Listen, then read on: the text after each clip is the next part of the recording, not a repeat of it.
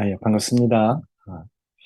아, 로마서 12장, 드디어 이제 12장까지 왔습니다. 12장 1절, 2절, 제목은 몸을 드리는 마음의 예배라는 제목으로 교통을 할까 합니다.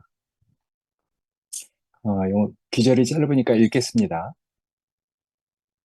그러므로 형제들아, 내가 하나님의 모든 자비하심으로 너희를 권하노니 너희 몸을 하나님이 기뻐하시는 거룩한 산 제물로 드리라. 이는 너희가 드릴 영적 예배니라. 너희는 이 세대를 본받지 말고 오직 마음을 새롭게 함으로 변화를 받아 하나님의 선하시고 기뻐하시고 온전하신 뜻이 무엇인지 분별하도록 하라. 음, 바울의 로마서는 가본 적이 없는 로마의 이방인 형제들에게 쓴 편지입니다. 그리스도로 인해서 몸과 마음이 새롭게 변화를 받은 형제들이 형제들에 대한 편지니까 물론 바울은 이제 로마를 들려서 저기 스페인 사바나까지 가고 싶었지만은 그래도 로마에 있는 형제들 소식을 듣고 얼마나 보고 싶었겠습니까?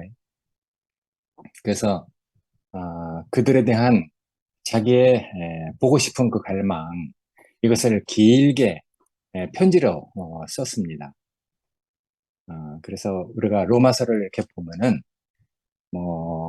그게 많은 신학자들에 의해서 기독교 교리가 뭐 거기서 다 이렇게 발췌됐다고 해도 과언이 아닌데 우리는 그 교리를 연구하려고 신학적인 안목에서 보는 게 아니라 어, 하나님이 로마서를 통해서 우리에게 어떤 일을 행하셨는가 하는 것을 보려고 지금 이 편지를 우리가 읽고 있습니다. 대충 1장서부터 12장까지 왔던 바울의 그 긴 편지를 요약해서 보면은 네 단계로 이렇게 나눌 수 있는데 1장에서는 인간이 빗나간 인간, 하나님의 목적에서 비껴간 그 인간이 얼마나 황폐해져 가는지 그 광경을 봤습니다. 그래서 그거를 우리도 예전에 인간의 절망적 상태에서 구원을 얻는 그런 책을 우리가 본 적이 있죠. 그런 절망적 상태에 있으니까 그런 정죄에서 구원이 필요하죠. 그래서 이제 5장에서는 이런 상황, 절망적 상태에 있는 인간이 어떻게 처음으로 회복해 나가는가, 그것을 얘기하고 있습니다. 우리가 대충 이제 지나간 어떤 교통한 것들을 다시 이렇게 돌아보면은 육신의 속박에서 구원을 이루어가는 생명을 얻는 과정, 그 생명을 얻고 그 생명이 가는 그 목적지는 바로 하나님의 형상을 본받는 후사, 그리스도와 함께하는 후사가 되는 것이라고 말을 했거든요. 그래서 이제 그런 그리스도의 후사가 되는 이런 하나님의 경륜이 구체적으로 이방인과 유대인들에게 어떻게 이렇게 전개가 되는지 그것을 얘기한 것이 이제 9장서부터 11절까지죠. 그래서 이방인 형제들, 뭐 율법도 없었고 성경을 지킨 일도 없고 그들은 할례를 받은 적도 없잖아요. 그런데 이상하게 하나님께서 예수를 죽은 자 가운데서 살리셨다는 그런 믿음을 자기 인생으로 받아들여서 이제 구원 얻은 형제들이 된 것이죠. 그러니까 유대인들이 구원을 얻는 것하고는 전혀 다른 모습으로 이방인 형제들은 구원을 얻게 됐는데 바울은 그런 이방인 형제들에 대해서 그렇게 얘기를 했어요. 그것은 너희가 하나님의 극률하심으로 인해서 택하심을 받고 구원을 얻는 것이다. 이렇게 얘기를 했거든요. 그래서 이방인 형제들과 긍휼을 입은 많은 그리스도인들, 크리스찬들, 그들이 이제 구원받기로 예비되어 있는 남은 자들, 유대인들도 있었을 것이고, 물론 이방인들도 있었을 것이죠. 그런 사람들에 대해서 하나님의 그 주권을 따라서 그런 남은 자들에게 어떻게 구원을 받아야 되는지, 하나님의 그 긍휼이 우리에게 흘러온 것처럼 어떻게 그들에게도 이렇게 흘러가야 될지를 기도하는 그런 것이 이제 9장에 있었습니다. 그래서 우리가 이제 12장까지 왔는데, 이런 12장까지 오는 그런 모든 과정은 사실 무엇을 위한 것이겠어요? 하나님께서 우리를 창조하시고 구속하시고 또 거룩하게 세상과 구별하시고 우리를 그리스도와 함께한 후사로 영화롭게 하셨잖아요. 그러니까 그런 구체적인 목표는 사실은 몸의 생활, 교회 생활을 위한 것이거든요. 그러니까 이 땅에서 하나님이 원래 창세전서부터 계획하고 계시던 것, 그건 하나님의 인격이시고 영이시니까 절대적으로 자기 인격과 영이 표현될 수 있는 그분의 몸이 필요했기 때문에 이런 하나님의 구원의 경륜이 인간들로 이렇게 쭉 펼쳐진 것이잖아요. 그러니까 자신이 표현될 형상과 몸이 절대적으로 필요한 분이라는 것을 얘기하는 것이죠. 그러니까 하나님의 그 모든 창조는 하나님 자신의 인격, 자신의 그 몸이 필요하기 때문에 모든 것을 창조해 놓은 것이잖아요. 그래서 이 만물을 볼 때 하나님을 알만한 것을 다 이렇게 그 안에 두셨다고 했습니다. 그러니까 만물은 하나님 자신이 몸을 필요로 한다는 것을 표현하고 있는 것이죠. 그렇지만 노래에 있듯이 참 아름다워라 주님의 세계, 얼마나 신비합니까? 얼마나 광활하고 놀랍습니까? 근데 그걸 가지고도 안 되는 것이 있기 때문에 하나님은 인격이시잖아요. 그러니까 사람의 편에서 볼 때 그 뭐 사람이 얘기하는 그런 인격이 아니고 하나님의 격이 있단 말이에요. 근데 그런 격이 우리 인간을 통해서 표현될 때는 우린 그걸 인격이라고 하지만은 그게 그 사실은 우리가 알고 있는 인격 이상의 어떤 격을 얘기하는 것이잖아요. 그러니까 그런 하나님은 그런 격이시진 하나님, 그런 것이 사람을 통해서 인격으로 표현될 때 하나님은 가장 만족하신다는 것을 성경을 통해서 얘기하고 있단 말이에요. 그래서 이런 하나님은 이제 아브라함의 후손 이스라엘 민족을 통해서 자신의 몸을 갖게 된 것이잖아요. 그래서 우리는 성경을 통해서 하나님께서 그 이스라엘을 통해서 자신의 모든 뜻을 표현해 오셨다. 모든 일을 행사해 오셨다 하는 것을 성경을 통해서 역력해 보고 있단 말이에요. 어, 그러니까 이제 그런 관점에서 그런 안목에서 우리가 이제 그리스도와 교회를 보는 것이죠. 그러니까 그리스도와 교회도 마찬가지죠. 응? 하나님이 절대적으로 자기의 그 격이 표현될 자기의 몸이 필요하듯이 그리스도도 그런 몸이 필요한 것이거든요. 생명이 있다면 다 그 생명이 나타날 어떤 형체, 그게 있어야 되잖아요. 그러니까 생명은 몸이 절대적으로 그 필요한 것이죠. 형체가 필요한 것이죠. 그래서 그리스도와 교회도 마찬가지입니다. 그리스도는 이제 교회를 통해서 하나님 자신을 표현하고 또 하나님 자신의 일을 교회를 통해서 실행해 오셨단 말이에요. 그리고 이제 궁극적으로는 이런 계시가 우리가 알다시피 새 예루살렘 그 안에 에, 그 영과 신부라는 그런 이상을 우리에게 이렇게 계시하고 계시잖아요. 그래서 우리는 새 예루살렘에 이르는 인격적인 실체.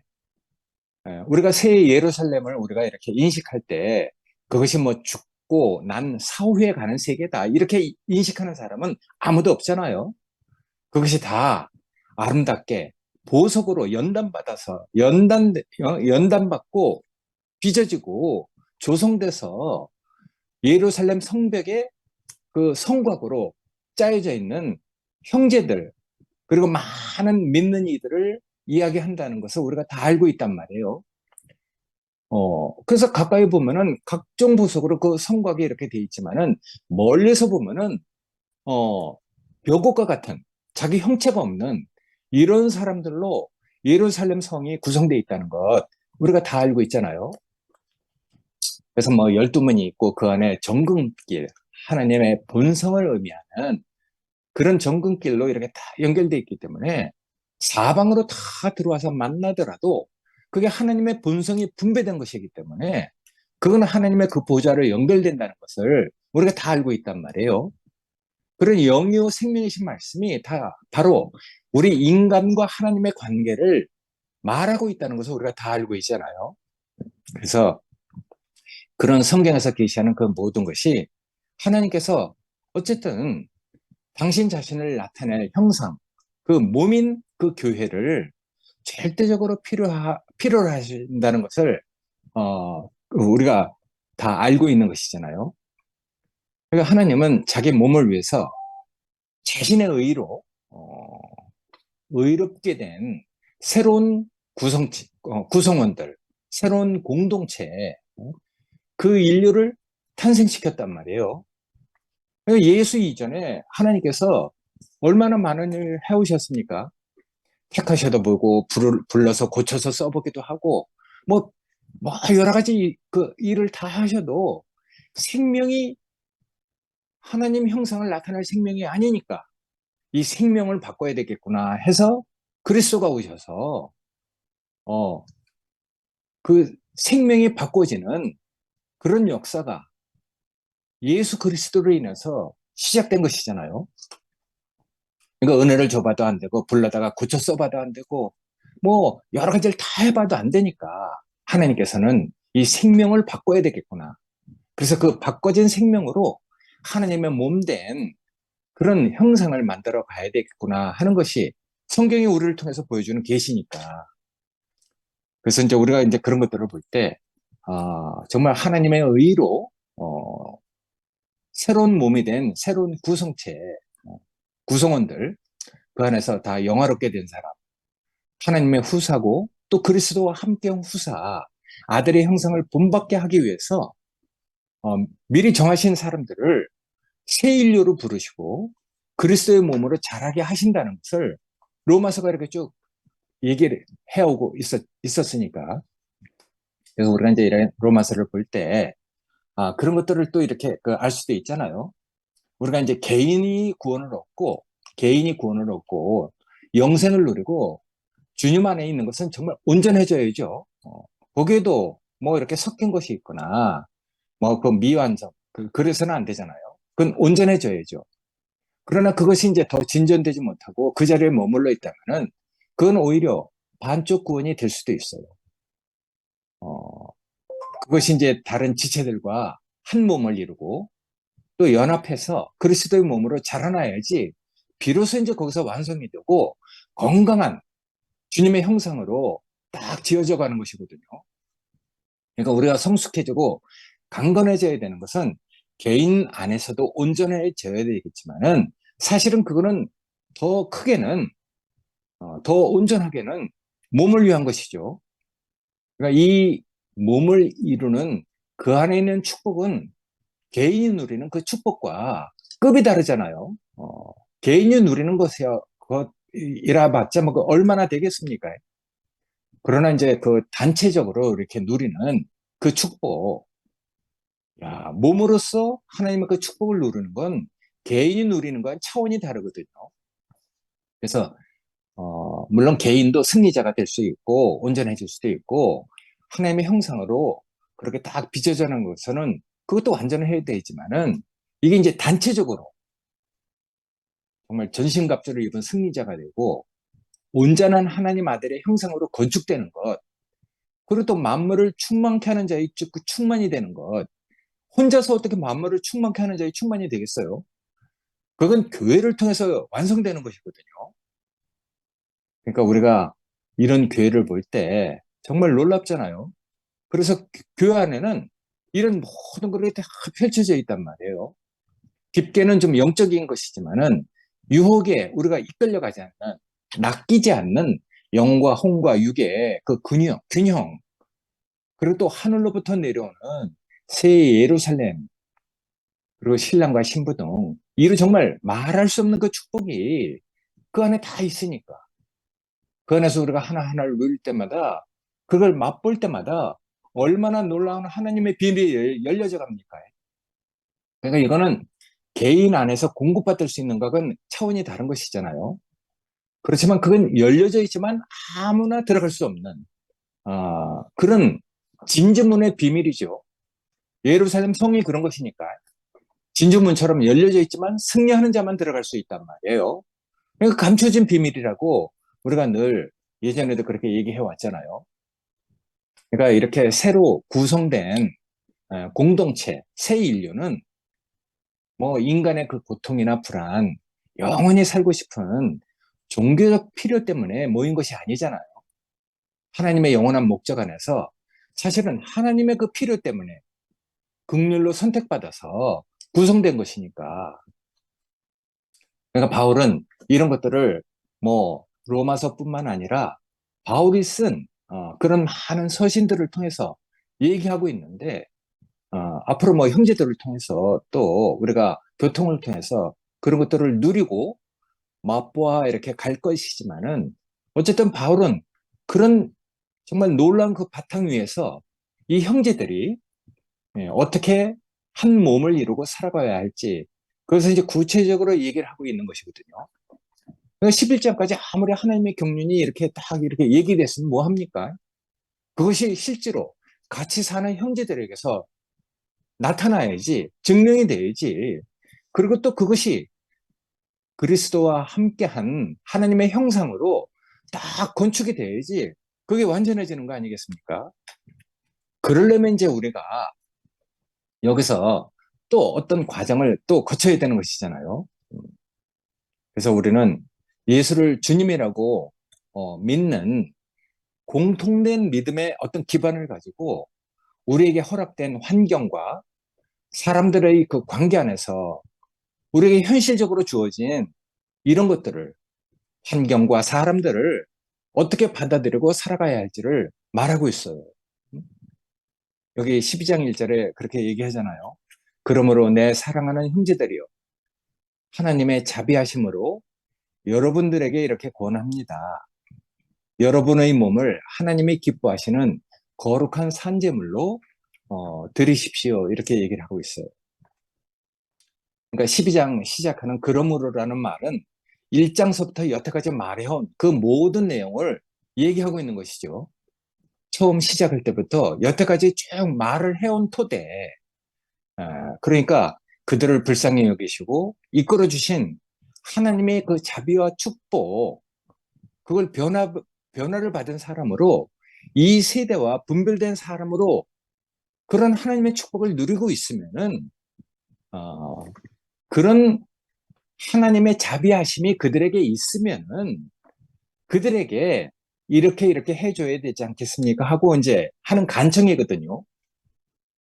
여기 써 있듯이 권하다 하는 헬라어 파라칼로라는 이런 어휘는 여기 써 있듯이 격려와 간청, 그리고 권고와 호소의 의미를 가지고 있습니다.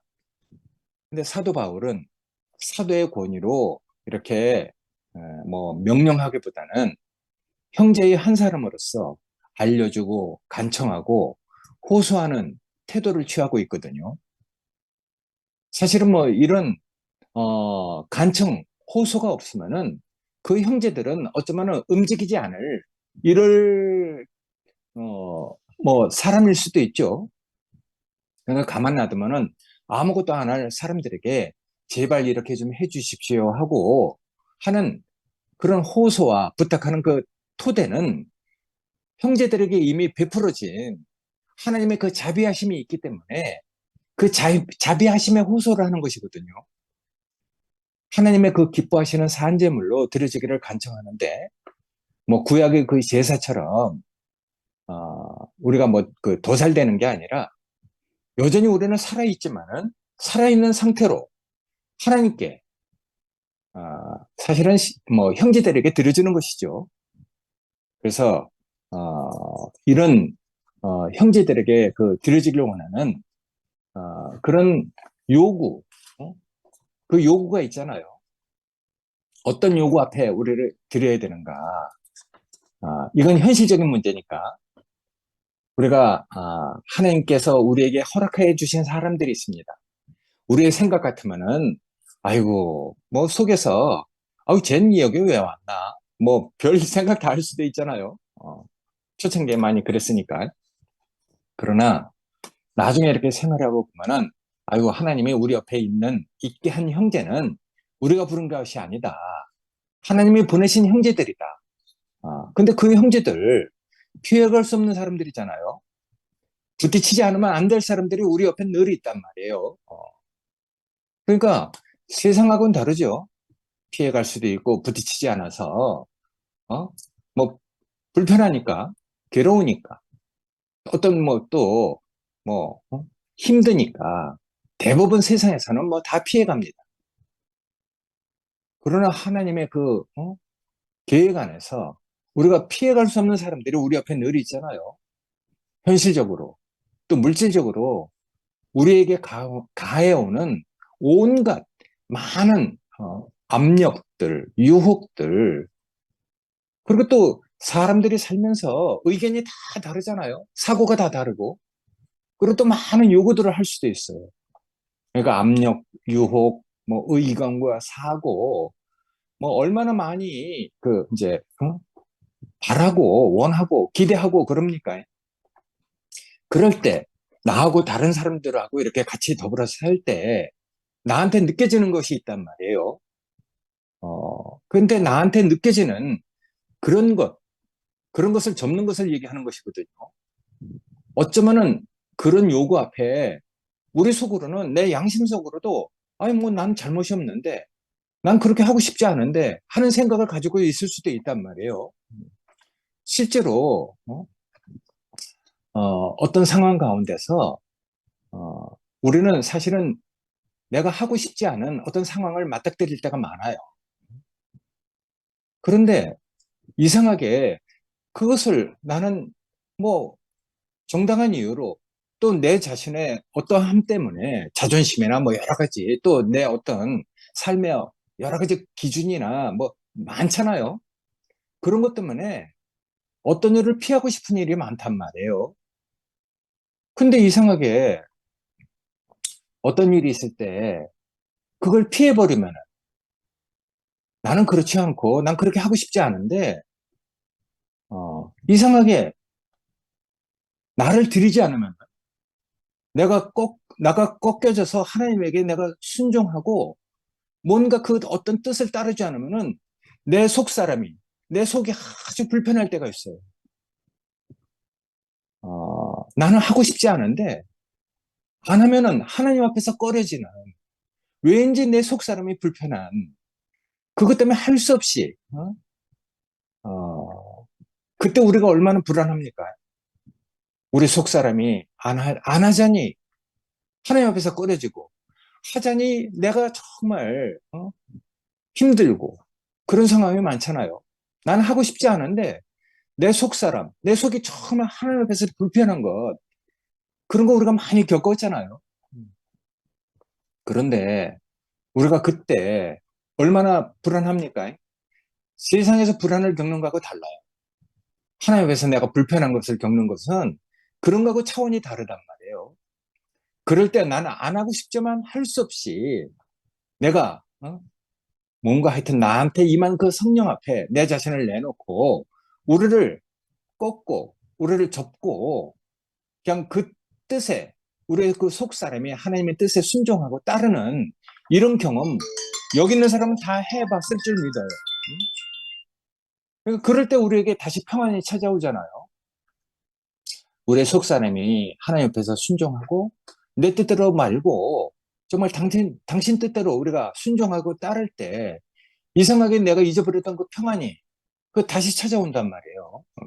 그런 일을 우리가 수없이 많이 겪어왔을 줄 믿습니다. 그냥 논리적으로 뭐라고 정확히 말할 수 없지만은 하여튼 성령이 임해서 일하신 것, 한 몸으로 살아왔던 교회 안에서 나도 그렇고 형제들도 그렇고 그런 일을 우리가 많이 겪어왔으니까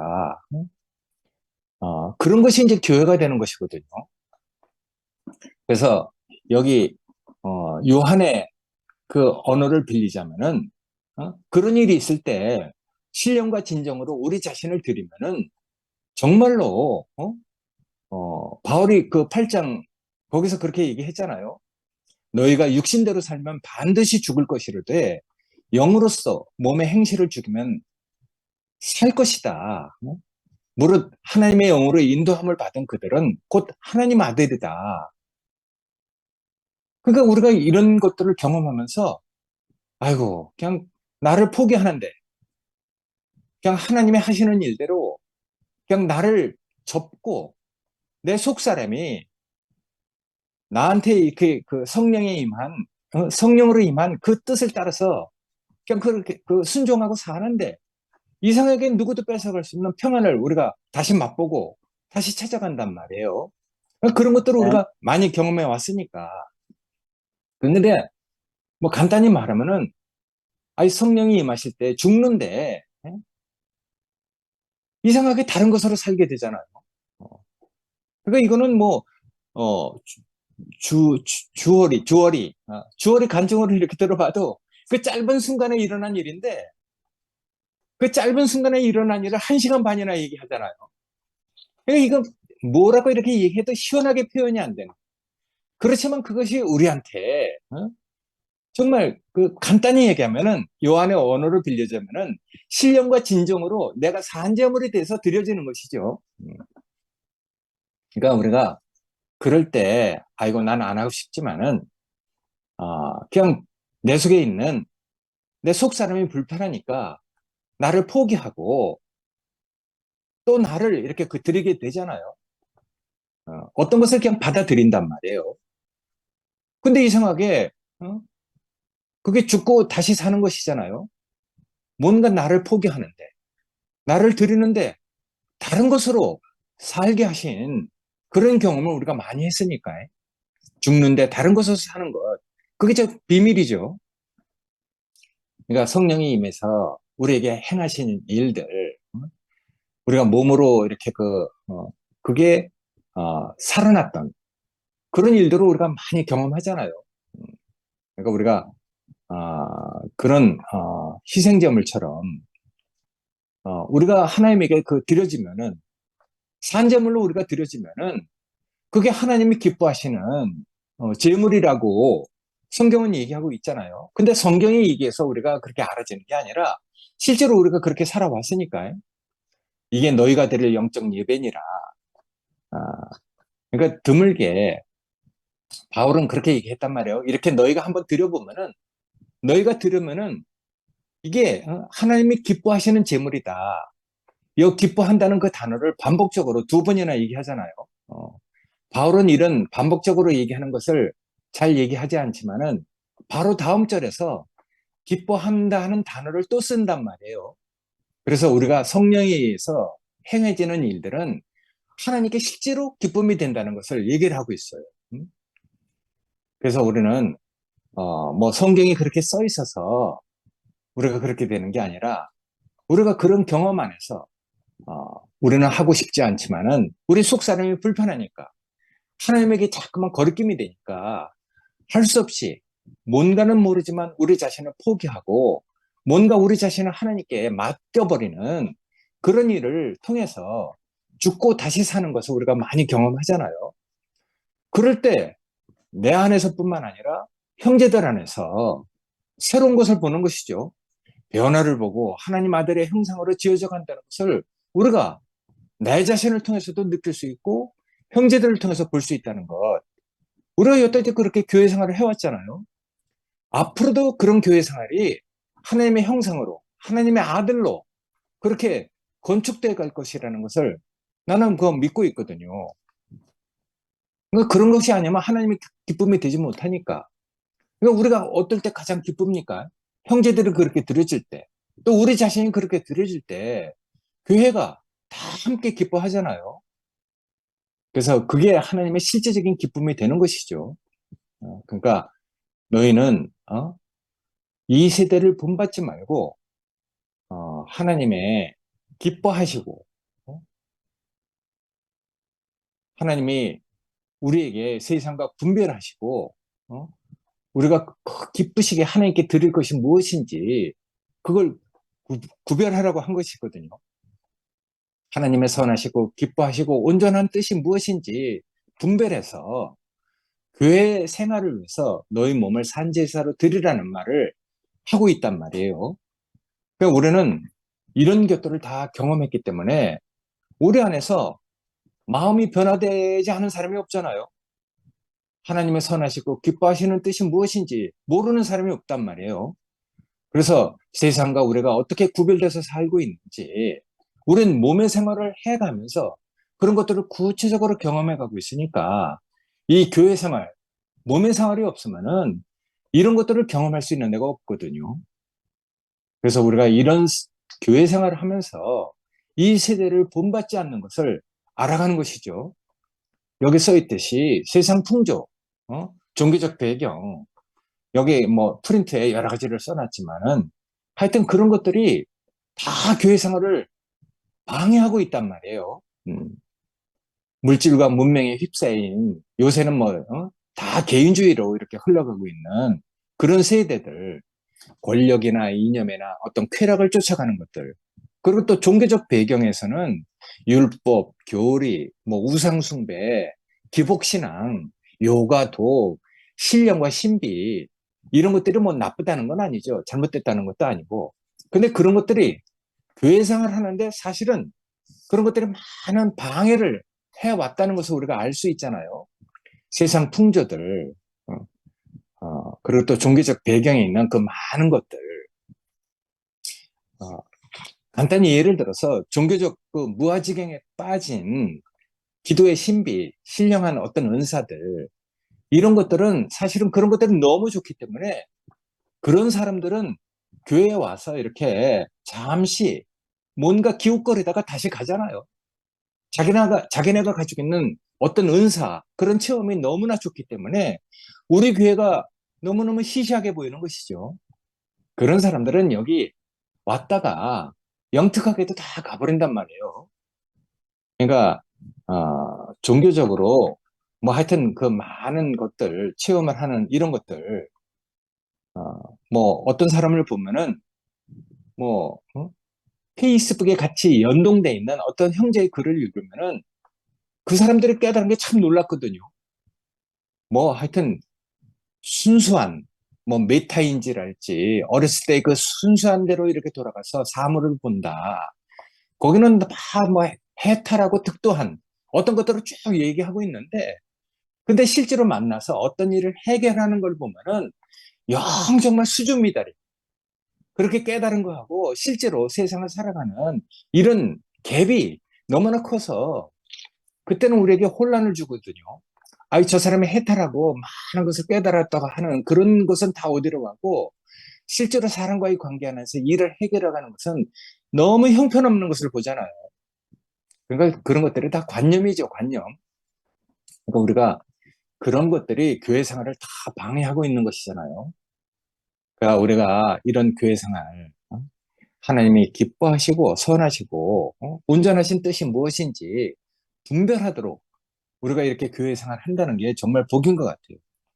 이런 교회 생활은 사실은 세상에는 다 열려져 있지만은 죽고 거듭나는 이 비밀은 우리가 각자가 다 가지고 있는 체험이고 그것이 교회 안에서 풍성하게 우리가 누려질 때 교회의 몸이 그리스도의 몸으로 건강하게 하나님의 형상으로 온전하게 그게 이렇게 그 자라가고 있잖아요. 그런 곳에서 우리가 교회 생활을 한다는 것, 하나님의 형상을 어디 가서 볼 수 있겠습니까? 죽고 거듭난 사람들을 통해서 이 땅에서 그리스도의 몸으로 하나님의 형상으로 지어져 간다는 것을 우리가 실제적인 교회 생활을 통해서 볼 수 있다는 것, 이건 정말 놀라운 일인 것 같아요. 이런 교회 생활을 할 수 있도록 우리에게 형제들을 붙여주시고, 그리고 또 나하고 다른 사람을 통해서 나에게서 일어나는 어떤 반응들 있잖아요. 요 근래도 이제 그런 일이 많이 있었잖아요.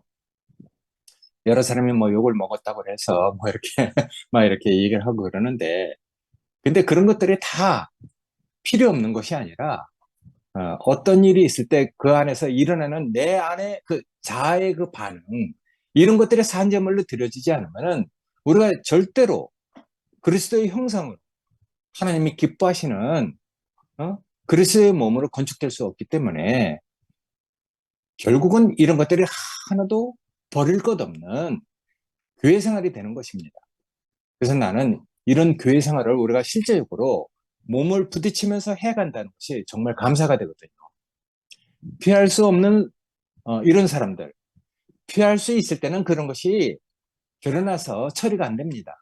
근데 피할 수 없는 사람들하고 이렇게 겪어가면서 우리가 우리 자신이 정말 전체적으로 하나님의 형상으로 빚어져 간다는 게 교회 생활이거든요. 그것이 몸된 생활이죠. 이런 몸된 생활을 하면서 우리 자신이 더 그리스도의 충만한 그런 몸으로 건축되어 가고 있다는 것이 복으로 여겨집니다. 네, 감사합니다. 아멘. 네.